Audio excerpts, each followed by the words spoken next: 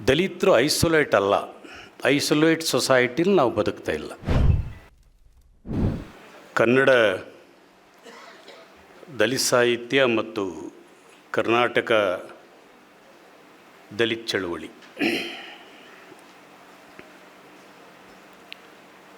ಇವೆರಡಕ್ಕೆ ಮಾತ್ರ ಅಲ್ಲ,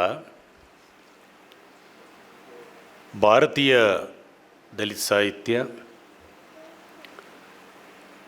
ಮತ್ತು ಭಾರತೀಯ ದಲಿತ ಚಳುವಳಿಗಳಿಗೆ ಡಾಕ್ಟರ್ ಬಾಬಾ ಸಾಹೇಬ್ ಅಂಬೇಡ್ಕರ್ ಅವರ ಹೋರಾಟ, ಚಿಂತನೆ, ಅವರ ಬರಹಗಳು, ಅದು ಈಗ ತಾನೇ ಹೇಳ್ತಾ ಇದ್ದರು, ಕಾಶ್ಮೀರದಿಂದ ಕೇರಳದವರು ಕೂಡ ಭಾಷೆಯನ್ನು ಮೀರಿದ ಬಾಂಧವ್ಯವನ್ನು ಬೆಸೆಯಬಹುದಾದಂಥ ಶಕ್ತಿ ಡಾಕ್ಟರ್ ಬಾಬಾ ಸಾಹೇಬ್ ಅಂಬೇಡ್ಕರ್. ಆ ಕಾರಣಕ್ಕೆ ಭಾರತೀಯ ಮಟ್ಟದ ದಲಿತ ಚಳವಳಿ ಭಾರತೀಯ ದಲಿತ ಸಾಹಿತ್ಯಕ್ಕೆ ಬಹುದೊಡ್ಡ ಪ್ರೇರಣೆ ಅನ್ನೋದನ್ನು ನಾನು ನೆನಪು ಮಾಡ್ತಾ ಒಂದು ವಿಚಾರವನ್ನು ಸ್ಪಷ್ಟ ನಾನು ಗ್ರಹಿಸಿ ಇದನ್ನು ನಿಮ್ಮ ಮುಂದೆ ಹೇಳ್ತಾ ಇದ್ದೇನೆ. ನಿಜ, ಇಲ್ಲಿ ಕುಂತು ಮಾತಾಡುವಾಗ ನಾವು ಯಾರೂ ಕೂಡ ದಲಿತೇತರ ಚಿಂತನೆಗಳು ದಲಿತರನ್ನ ಕುರಿತು ಬರೆದಿಲ್ಲ ಅಂತ ನಾವು ಯಾವತ್ತೂ ಕೂಡ ಯಾರೂ ಭಾವಿಸಲ್ಲ. ಅದರಲ್ಲೂ ಉಂಡು ಹೊಟ್ಟೆಯನ್ನು ನಾವು ಮುಂದಿಟ್ಕೊಳ್ಳೋ ಅಂಥ ಸಮುದಾಯಗಳು ನಾವಲ್ಲ. ಆ ನೆನಪು ನಮಗಿದೆ. ಅಷ್ಟಾಗಿಯೂ ಕೂಡ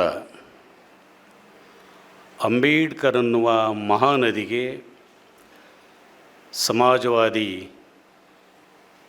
ಸಮತಾವಾದಿ ಬೇರೆ ಬೇರೆ ಬಂದು ಸೇರೋದು ನಿಜ. ಆದರೆ ಭಾರತೀಯ ದಲಿತ ಚಳವಳಿಗಳಿಗೆ, ಭಾರತೀಯ ದಲಿತ ಸಾಹಿತ್ಯಕ್ಕೆ ಅಂಬೇಡ್ಕರ್ ಅನ್ನುವ ಮಹಾಬೇರು ಭಾರತದ ಉದ್ದಗಲಕ್ಕೂ ಉಂಟು ಮಾಡಿದ ಸಂಚಲನ ಭಾಳ ಮುಖ್ಯವಾದ್ದು ಮತ್ತು ಗಟ್ಟಿಯಾದ್ದು ಅನ್ನೋ ಅರಿವಿನಲ್ಲಿ ನಾವು ಮಾತಾಡಬೇಕು. ಈ ದೃಷ್ಟಿಯಿಂದ 70ರ ದಶಕದಲ್ಲಿ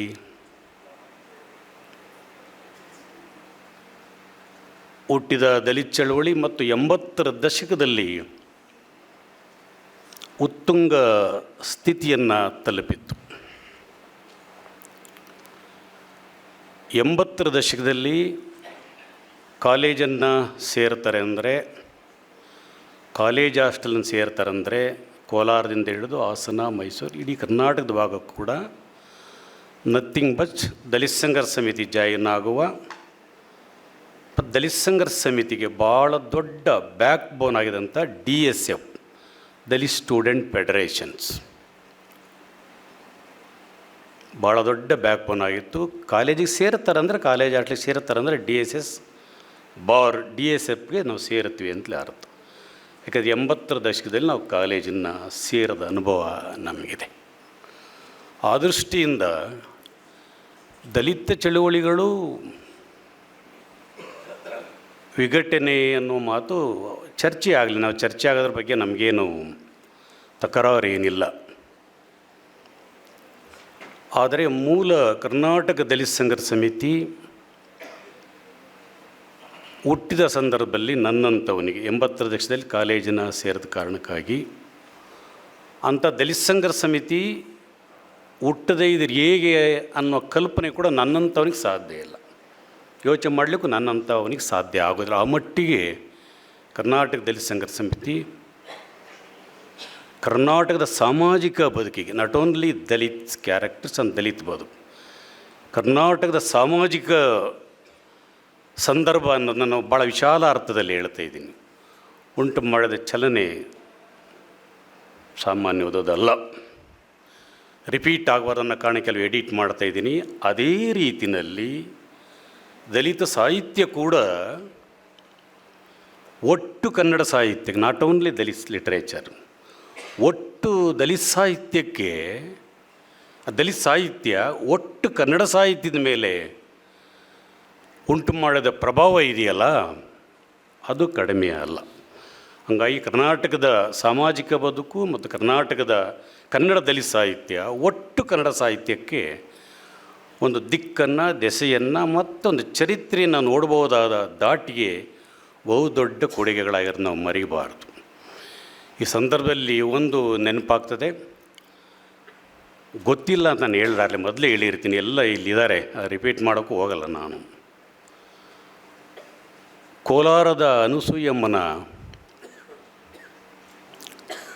ಪ್ರಕರಣವನ್ನು, ಮಡಿವಾಳ ಸಮುದಾಯದ ಅನಸೂಯಮ್ಮನ ಇದನ್ನು, ಕೃಷ್ಣೇಗೌಡನ ಇದನ್ನು ಕೈಗೆತ್ತಿಕೊಂಡ ದಲಿತ ಸಂಘರ್ಷ ಸಮಿತಿ ಇಡಿಯಾದ ಸಾಮಾಜಿಕ ಸಂದರ್ಭವನ್ನು ನೋಡ್ತೀವಿನ ನಾಟ್ ಓನ್ಲಿ ಅಸ್ಪೃಶ್ಯರು, ಹೊಲಮಾದಿಗರು ಅಂತ ಇಟ್ಕೊಂಡಿದ್ದಲ್ಲ. ಅದು ಭಾಳ ಎಚ್ಚರದಿಂದ ನಾವು ಜವಾಬ್ದಾರಿಯಿಂದ ನಮ್ಮ ಹಿರಿಯರು ಮಾಡಿದ್ದಾರೆ. Professor B Krishnappa, legendary personality of the Karnataka DSS, ಮರಿಬಾರದು ನಾವು. ಒಂದು ಸಂದರ್ಭವನ್ನಷ್ಟೇ ನಾನು ನೆನಪು ಮಾಡ್ತೀನಿ. ಕರ್ನಾಟಕ ದಲಿತ ಸಂಘರ್ಷ ಸಮಿತಿ ದಲಿತರ ನೋವಿನ ಜೊತೆಗೆ ದಲಿತೇತರ ಇಡಿಯಾದ ಸಮಾಜವನ್ನು ನೋಡಲಿಕ್ಕೆ ಕಾಮನ್ ಸೆನ್ಸಲ್ಲಿ ಅಂಬೇಡ್ಕರರೇ ಪ್ರೇರಣೆ. ಅಂಬೇಡ್ಕರ್ ಯೋಚನೆ ಮಾಡಿದ್ದು ನಾವೆಲ್ಲರೂ ಗೊತ್ತು, ರಿಪೀಟ್ ಅಂದ್ಕೋಬೇಡಿ, ಬುದ್ಧ ಗುರುವಿನ ದಾರಿಯಲ್ಲಿ ಅಂಬೇಡ್ಕರ್ ಶ್ರಮಿಸಿದ್ರು ಅನ್ನೋದು ಕೂಡ ದಲಿತ ಸಂಘರ್ಷ ಸಮಿತಿ ಆ ಪ್ರಭಾವದಿಂದ ಬಂದು ಅನಸೂಯಮ್ಮನ್ನು ಅಪ್ಪಿಕೊಳ್ಳುವ ಚಳುವಳಿ ಆಗಲಿಕ್ಕೆ ಅಂಬೇಡ್ಕರ್ ಅವರ ಆಲೋಚನೆ ಮಾಡಿದ ದಾರಿ ಭಾಳ ಮುಖ್ಯ. ಇನ್ನೊಂದು, ಶಿವಮೊಗ್ಗ ಜಿಲ್ಲೆಯ ಸಾಗರ ತಾಲೂಕಿನ ಬೆತ್ತಲೆ ಚಳುವಳಿಯ ವಿರುದ್ಧ ಕರ್ನಾಟಕದ ಎಲ್ಲ ಪ್ರಗತಿಪರ ಚಳುವಳಿಗಳು ಹೋರಾಟ ಮಾಡುವಾಗ MDN ಸೇರಿದಾಗೆ, ಬಿ ಕೃಷ್ಣಪ್ಪ ಸೇರಿದಾಗೆ, ಇಲ್ಲಿ ಕುಳಿತಿರೋಂಥ ಸುಮಾರು ಜನ ಹಿರಿಯರಿದ್ದಾರೆ. ಸಮಯ ಸಂದರ್ಭ ನೆನಪಿರೋ ಕಾರಣಕ್ಕಾಗಿ ನಾನು ಭಾಳ ಚೆನ್ನಾಗಿ ನೆನಪಿದೆ. 80ರ ದಶಕದಲ್ಲಿ ಬಿಸಿ ರಕ್ತದ ಪಡೆಯಾಗಿದ್ದ DSF ಬ್ಯಾಕ್ ಬೋನ್ ಅಂತ ಹೇಳಿದ್ನಲ್ಲ, ಆ ಬೆತ್ತಲೆ ಚಳುವಳಿಯಲ್ಲಿ ಹೋರಾಟ ಮಾಡುವಾಗ ಪ್ರೊಫೆಸರ್ ಬಿ ಕೃಷ್ಣಪ್ಪ ಅವ್ರನ್ನ, MD ನಂಜುಂಡಸ್ವಾಮಿ ಅವ್ರನ್ನ ಏನಾದರೂ ಮಾಡಿ ಅವರನ್ನು ಮುಗಿಸಬೇಕು ಅನ್ನುವಂಥ ಒಂದು ತಂತ್ರ, ಅದಕ್ಕೆ ವಿರುದ್ಧವಾದಂಥ ಇದು ಮಾಡದೇ ಇರ್ತದೆ. ಯಾಕೆಂದರೆ ಬೆತ್ತಲೆ ಸೇವೆ ಅದು ಭಾವನಾತ್ಮಕವಾದ್ದು ಅಂತ. ಆಗ BK ಯಾವಾಗಲೂ ಒಂದು ಭಾಳ ಸ್ಪಷ್ಟವಾಗಿ ಖಚಿತವಾಗಿ ಒಂದು ಮಾತು ಹೇಳ್ತಾಯಿದ್ರು. ಆ ಏಟನ್ನು ತಪ್ಪಿಸುವಾಗ ಪೊಲೀಸ್ ಪಡೆ ಜೊತೆಗೆ ಹಾಸನ ಜಿಲ್ಲೆಯ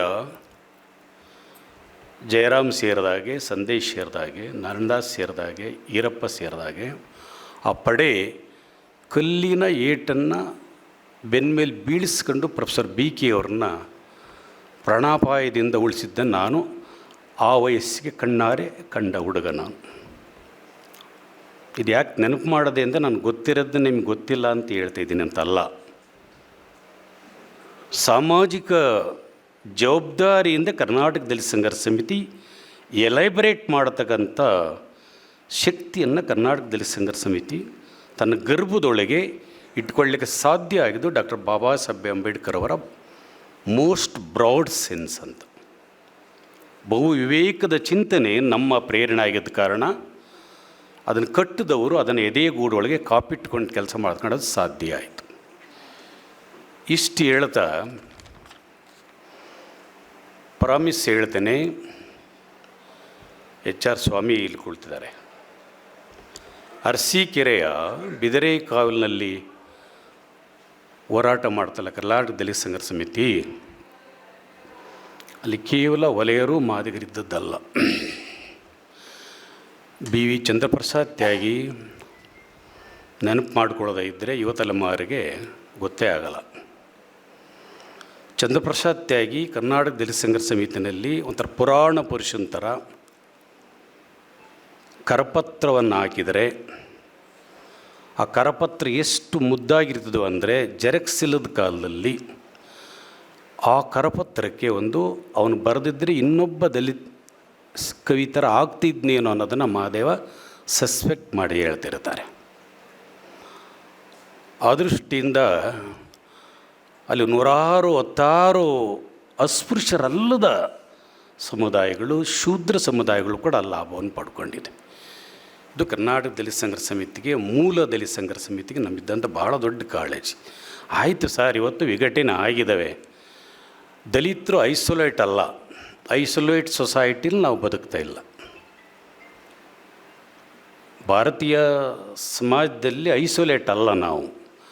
ಹಂಗಾಗಿ ಇಡೀ ಭಾರತೀಯ ಸಮಾಜದಲ್ಲಿ ಯಾವ್ಯಾವ ಸಾಮಾಜಿಕ ರೋಗಗಳಿರ್ತವೋ, ಅದು ಪವರ್ ಪಾಲಿಟಿಕ್ಸಿನ ರೋಗ ಆಗಿರ್ಬೋದು, ಅಥವಾ ಹೆಸರು ಬೇಕು ಅನ್ನೋ ರೋಗ ಇರ್ಬೋದು. ಇಡೀ ಇಂಡಿಯಾದಲ್ಲಿ ಇರುವಾಗ ದಲಿತರು ಆ ಸಮಾಜದಲ್ಲಿ ಬದುಕುವಾಗ ಆ ಥರದ್ರು ಸಂದರ್ಭಗಳು ನಮಗೂ ಇದೆ, ಇಲ್ಲ ಅಂತ ನಾವೇನು ರಿಜೆಕ್ಟ್ ಮಾಡಲಿಕ್ಕೆ ಹೋಗಲ್ಲ. ಆದರೆ Ambedkar they are not negative leaders. Negative thoughts leader ಅಂಬೇಡ್ಕರ್ದು ಅಲ್ಲವೇ ಅಲ್ಲ. ಬಹುದೊಡ್ಡ ಪಾಸಿಟಿವ್ ಥಿಂಕಿಂಗ್ ಲೀಡರ್ಸ್. ಹಂಗಾಗಿ ನಾವು ದಲಿತರು ಯಾವತ್ತೂ ಕೂಡ ನಕಾರಾತ್ಮಕವಾಗಿ ಯೋಚನೆ ಮಾಡುವ ಅವಶ್ಯಕತೆಗಳೇನಿಲ್ಲ. ಕಾಲ ಯಾವತ್ತೂ ಕೂಡ ಎಲ್ಲರಿಗೂ ವಯಸ್ಸಿನ ಕಾರಣಕ್ಕಾಗಿಯೋ ಕಾಲದ ಕಾರಣ ನಮ್ಮೆಲ್ಲರೂ ಕೂಡ ವಿವೇಕಗಳು ಬಂದೇ ಬರ್ತವನ್ನೋ ನಂಬಿಕೆ. ಹಂಗಾಗಿ ಒಟ್ಟಾಗುವ ಕಾಲ ಬರ್ತದೆ. ಅಂಥದ್ದನ್ನು ನಾವು ತೀರಾ ನೆಗೆಟಿವ್ಸ್ ಆಗಿ ಯೋಚನೆ ಮಾಡೋ ಅವಶ್ಯಕತೆ ಇಲ್ಲ. ಇನ್ನೊಂದು ನನಗೆ ಭಾಳ ನೆನಪಾಗುವಂಥದ್ದು, ನಾನು ಆ ಜಿಲ್ಲೆಯವನಾದ ಕಾರಣ ಅರಕಲಗೂಡು ತಾಲೂಕಿನ ಗಂಗೂರು ಸುಮಾರು 100 ಕುಟುಂಬಕ್ಕೂ ಹೆಚ್ಚು, ಎಮೋಷನ್ ಅನ್ಕೋಬೇಡಿ, ಋತುಮತಿಯಾದ ಮಾದಿಗ ಸಮುದಾಯದ ಹೆಣ್ಮಕ್ಳು. ಋತುಮತಿ ಬಹಳ ಖಾಸಗಿದ್ದೆ, ಅದು ತುಂಬ ಖಾಸಗಿಯಾದ ಸಂದರ್ಭ ಹೆಣ್ಮಕ್ಳಿಗೆ.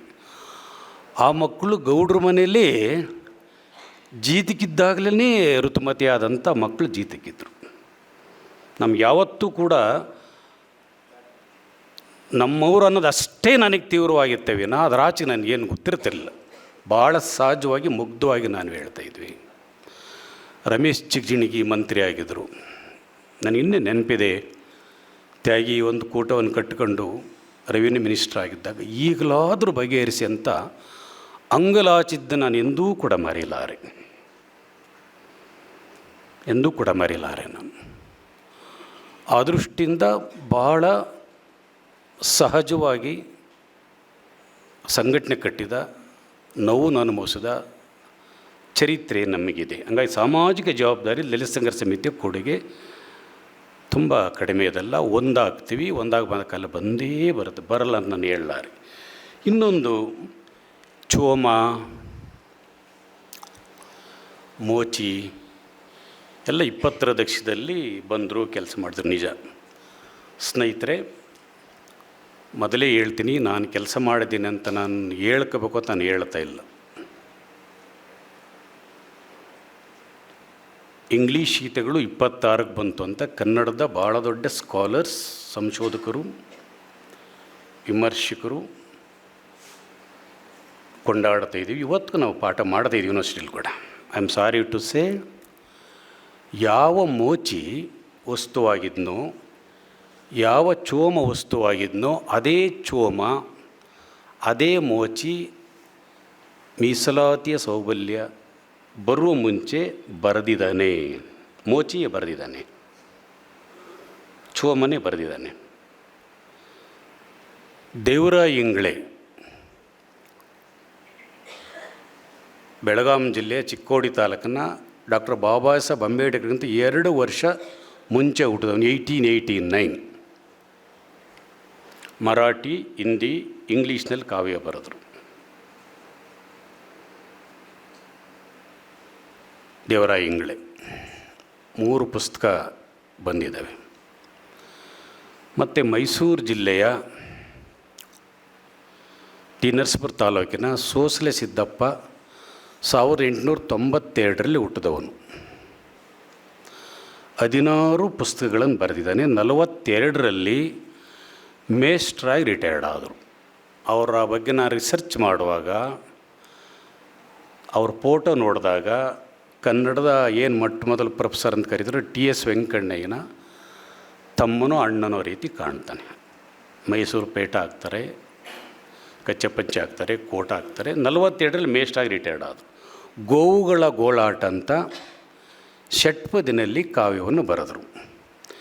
1931ರಲ್ಲಿ ಗೋವುಗಳ ಗೋಳಾಟ ಅಂತ ಷಟ್ಪದಿಲಿ ಕಾವ್ಯ ಬಂತಲ್ಲ, 31ರಲ್ಲಿ ಪುಸ್ತಕ ಬರೋದಾದರೆ ಕನಿಷ್ಠ ಒಂದು 5 ವರ್ಷ ಮುಂಚೆನಾದ್ರು ಬರೆದಿರ್ಬೋದಾ?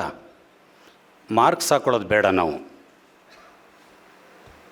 ಗೋವುಗಳ ಘಟ ಷಟ್ಪದಿಲಿ ಬರೆದಿದ್ದಾರಲ್ಲ, ಗೋವುಗಳ ಗೋಳಾಟ 20-25 ಬರೆದಿರ್ಬೋದು. ಮತ್ತು BM ಶ್ರೀಕಂಠಯ್ಯನವರದು ಇಂಗ್ಲೀಷ್ ಗೀತೆಗಳು ಅಂತ ಹೇಳ್ತಾ ಇದ್ದೀವಲ್ಲ, ಇದನ್ನು ಸಂಶೋಧಕರು ಆ ಕಾಲದ ಸಂಶೋಧನೆಯ ಅಣೆಪಟ್ಟಿಯನ್ನೇ ಇಟ್ಕೊಂಡು ಓಡಾಡುವ ನಮ್ಮ ಹಿರಿಯ ಸಂಶೋಧಕರು ಕಣ್ಣಿಗೆ ಯಾಕೆ ಬೀಳಲಿಲ್ಲ? ಅಲ್ಲೇನು ಚೀರ್ಕಂಡಿಲ್ಲ, ಸಿದ್ದಪ್ಪ ಚೀರ್ಕಂಡಿಲ್ಲ. ಅವರು ಷಟ್ಪದಿಲಿ ಕಾವ್ಯ ಬರೆದಿದ್ದಾರೆ. ಅದೆಷ್ಟು ಒಳ್ಳೆ ಕಾವ್ಯ ಅಂದರೆ, ಸಣ್ಣ ಮೊಳಲೊಳಗಿಪ್ಪ ವಜ್ರ ತನ್ನ ಪ್ರಭೆಯನ್ನು ಬೀರದಿರುವುದೇ ಅಂತ ಒಂದು ಸಾಲು. ಸಣ್ಣ ಮೊಳಲೊಳಗಿಪ್ಪ ವಜ್ರವು ತನ್ನ ಪ್ರಭೆಯನ್ನು ಬೀರದಿರುವುದೇ ಅಂತ. ಈಗ ತಾನೇ ಮಹಾದೇವನ್ನ ರೆಫರ್ ಮಾಡ್ತಿದ್ರು 20ರ ದಶಕದಲ್ಲಿ.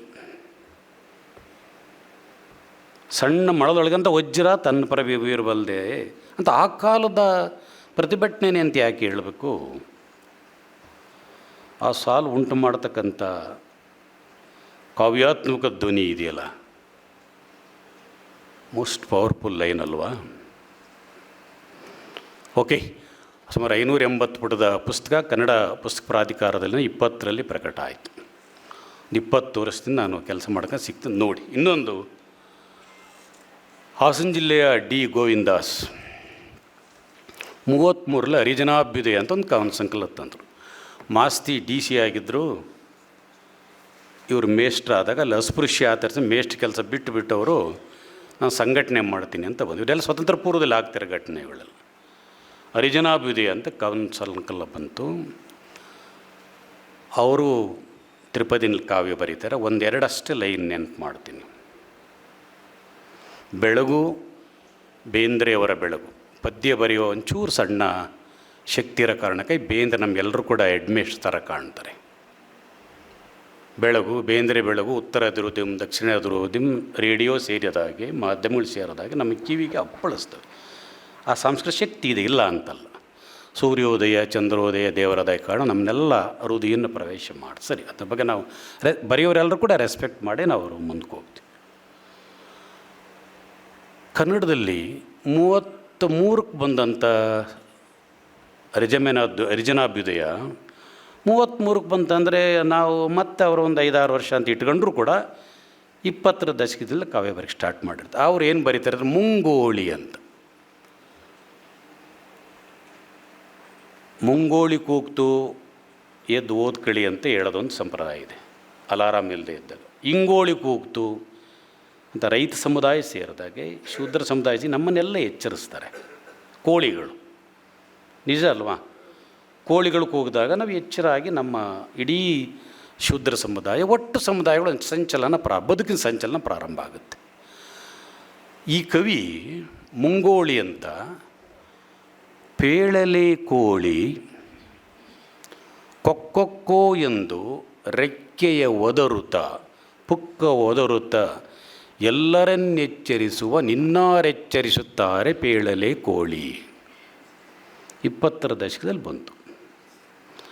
ಆಯಿತು, ವಿಮರ್ಶೆ ಸಂಶೋಧನೆ ಇಟ್ಕೊಂಡು ಕೂಡ ಕನ್ನಡದ ಭಾಳ ಶ್ರೇಷ್ಠ ಕವಿಗಳು ಗೌರವಿಸ್ತಲೇ ನೆನೆಸ್ಕೊತಲೇ ಇಂಥ ಮುಂಗೋಳಿ ಅಂತ ಸಾಲನ್ನು ಹೇಳ್ತಿದ್ದಲ್ಲ. ದಲಿತರು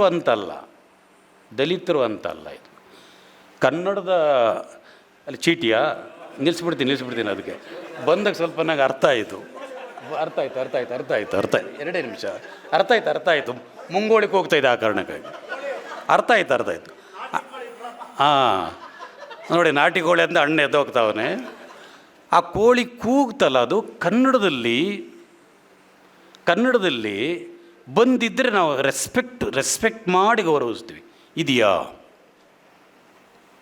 ಮುಂಗೋಳಿ ಕುರಿತು ಡಿ ಗೋವಿಂದಾಸ್ಗೆ ಮುಂಚೆ ಕೋಳಿ ಎಚ್ಚರಿಸಿದ್ರು, ನಿನ್ಯಾರು ಎಚ್ಚರಿಸಿದ್ಲಾರೆ ಪೇಳಲೆ ಕೋಳಿ ಅಂತ ಬರೆದಲ್ಲ ಗೋವಿಂದಾಸು. ಅದು ಕೇವಲ ದಲಿತರದಲ್ಲ, ರಿಸರ್ವೇಷನ್ದು ಅಲ್ಲ, ಮೀಸಲಾತಿದು ಅಲ್ಲ. ಅದು ಎಲ್ಲಿಟ್ಟು ನೋಡೋದು ಒಂದು. ಕೊನೆಯದು 1920ರ ದಶಕದಲ್ಲಿ ಹುಟ್ಟಿದ ಎನ್ ನರಸಿಂಹಯ್ಯ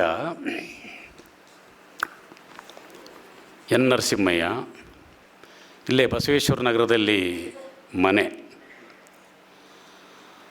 ಅನಕ್ರು ಬಗ್ಗೆ ನನಗೆ ಒಬ್ಬ ಕನ್ನಡ ಸಾಹಿತ್ಯ ವಿದ್ಯಾರ್ಥಿಯಾಗಿ 300-400 ಕಾದಂಬರಿ ಬರೆದ್ರು ಅಂತ ನಾವು ಹೇಳಿದ್ವಿ. ಅದು ಒಪ್ಕೊಂಡಿದ್ವಿ, ನಾವು ರೆಸ್ಪೆಕ್ಟ್ ಮಾಡ್ತೀವಿ. ಆದರೆ ಎನ್ ನರಸಿಂಹಯ್ಯ 400ಕ್ಕೂ ಹೆಚ್ಚು ಕಾದಂಬರಿ ಬರೆದ. ಒಂದು ಮೋಚಿ, ಯಾವುದೇ ಬ್ಯಾಕ್ಗ್ರೌಂಡ್ ಇಲ್ಲದ ಮೋಚಿ ಸಮುದಾಯದ ಎನ್ ನರಸಿಂಹಯ್ಯ 400ಕ್ಕೂ ಹೆಚ್ಚು ಕಾದಂಬರಿ ಬರೆದರು. ಪುರುಷೋತ್ತಮನ ಸಾಹಸ 1-2 ನಾಟ್ ಓನ್ಲಿ ಒಲಮಾದಿಗರು, ಸರಸ್ವತಿ ಮೇಡಮ್ ಅವರು ಹೇಳ್ತಿದ್ರು. ನಾನು ಅದಕ್ಕೆ ಹೇಳ್ತಿದ್ದಾಗ ಇಲ್ಲಿ ಸರಸ್ವತಿ ಮೇಡಮ್ ಮಾತಾಡೋದಕ್ಕಿಂತ ಆ ಪಿಕ್ಚರ್ ನೋಡ್ತಾಯಿದ್ದೆ ನಾನು. ಅಲ್ಲಿ ಕೂತು ಸರಸ್ವತಿಗಿಂತ ಆ ಸರಸ್ವತಿ ಚೆನ್ನಾಗಿ ಕಾಣ್ತಾ ಇದ್ರು. ನೋಡಿ ಟೆಕ್ನಾಲಜಿ ಹೆಂಗಿದೆ. ನಾ ಸರಸ್ವತಿ ಮೇಡಮ್ ಹೇಳ್ತಾ ಇದ್ದಪ್ಪ, ಅರ್ಥ ಆಗ್ತಾ ಇದೆಯಾ? ನಾನು ಹಂಗೆ ಕಾಣ್ತಾ ಇದ್ನಾ? ಚೆನ್ನಾಗಿ ಕಾಣ್ತಾ ಇದ್ನಾ? ಆಯಿತು, ಓಕೆ. ಯಾಕೆ ಹೇಳಿದೆ ಅಂದರೆ 400 ಕಾದಂಬರಿ ಬರೆದರು. ಪುರುಷೋತ್ತಮನ ಸಾಹಸವನ್ನು ವೈದಿಕ ಹೆಣ್ಮಕ್ಳು ಓದಿಲ್ವಾ? ಕತೆ ಕಾದಂಬರಿ ಓದ್ತಾ ಇರ್ಬೇಕಾದ್ರೆ ಕದ್ದು ಓದಬೇಕಾಗಿತ್ತು ಹೆಣ್ಮಕ್ಳು. ಬ್ರಾಹ್ಮಣ ಹೆಣ್ಮಕ್ಳಂತೂ ಇನ್ನೂ ಕದ್ದು ಮುಂಚೆ ಓದಬೇಕಾಗಿತ್ತು. ಕನ್ನಡ ಸಾಹಿತ್ಯದ ಗದ್ಯದ ಕಾದಂಬರಿ ಗದ್ಯದ ಹುಚ್ಚನ್ನು ಹಚ್ಚಿಸಿದ್ದು ನಿಷ್ಪಕ್ಷಪಾತವಾಗಿ ಹೇಳಿ ವಿಮರ್ಶಕರೇ.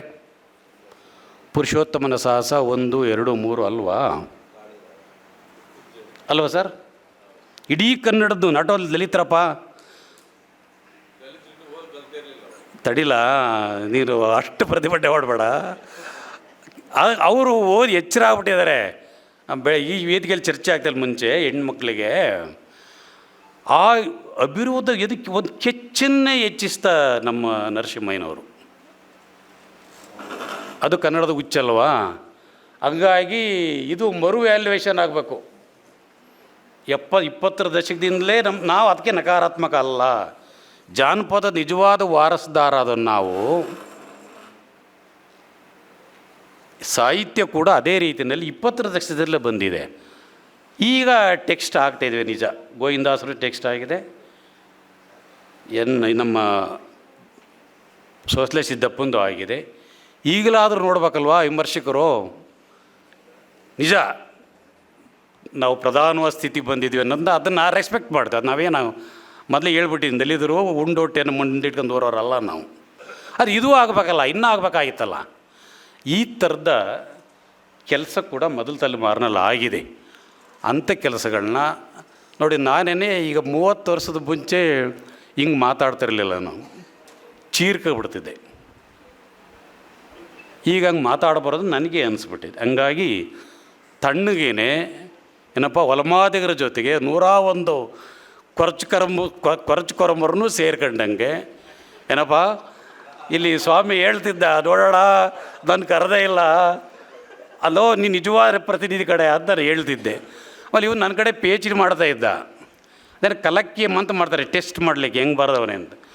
ಇವನು ಕಲಕ್ಕಿಯಂ ಮಾಡೋಕ್ಕೆ ಬರಪ್ಪ, ನೋಡಪ್ಪ ನಿನ್ನ ಡ್ರೆಸ್ ಹಾಕ ಬರಲ್ಲ ಅಂತ ಹೇಳಿದ್ವಿ. ಇವನು ಒರಿಜಿನಲ್ ಡ್ರೆಸ್ ಹಾಕಿ ಬಂದುಬಿಟ್ಟ ಕುವೆಂಪು ಕನ್ನಡ ಸಂಸ್ಥೆಗೆ. ಮಾಲ್ಗತ್ತಿಯವರೇ ಚೇರ್ಮನ್ನು, BVS ಚೇರ್ಮನ್, BVS ಮೆಂಬರು, ಮತ್ತು ಸಿದ್ಧಾಶ್ರಮ ಅಲ್ಲೋನೇ ಅವರು ಬರೀ ಹಿಂಗೆ ಕೂತಿದ್ರು. ಇವನು ಕಪ್ಪಡ ಕಚ್ಚೆ ಪಂಚಾಯಕ್ಕೆ ಅಂತ ಕೊರಚ ಡ್ರೆಸ್ ಹಾಕ್ಯಂದು ಬಂದ.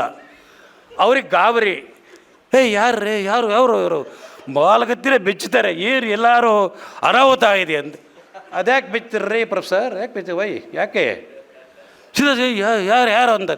ಇಲ್ಲ ರೀ, ನನ್ನ ಸ್ಟೂಡೆಂಟ್ ಅವನು ನನಗಿಂತ ದೊಡ್ಡವರು, ಅವನು ಆ ಡ್ರೆಸ್ ಹಾಕಿದ್ರೆ ಇನ್ನೂ ದೊಡ್ಡವರಾಗಿ ಕಾಡ್ತಾರಲ್ಲ. ಬಂದದ್ಗೆ ಇಡೀ ಕನ್ನಡ ಸಂಸ್ಥೆ ಬೆಚ್ಚೋದು, ಏನು ಅನಾಹುತ ಆಗ್ತಾಯಿದೆ ಮಾಲ್ಗತ್ತೀನಿ ಏನು. ಇಲ್ಲ ಅವನು PhD ಮಾಡ್ತಾವನೆ, ಮೇಸ್ಟ್ರಾಗವನೆ, ಚಳವಳಿದ್ದವನು. ಅವನು ಹಾಕೋಬರೋ ಡ್ರೆಸ್ ನಿಮ್ಗೇನು ಡಿಸ್ಟರ್ಬ್ ಆಗುತ್ತೆ, ಸ್ಟೂಡೆಂಟ್ ಹೌದು ಹೌದು. ಈ ರೀತಿ ಬೆಚ್ಚವು ದಲಿತರಲ್ಲೂ ಇರುತ್ತೆ, ಬೇರೆಯವ್ರಿಗೂ ಇರುತ್ತೆ.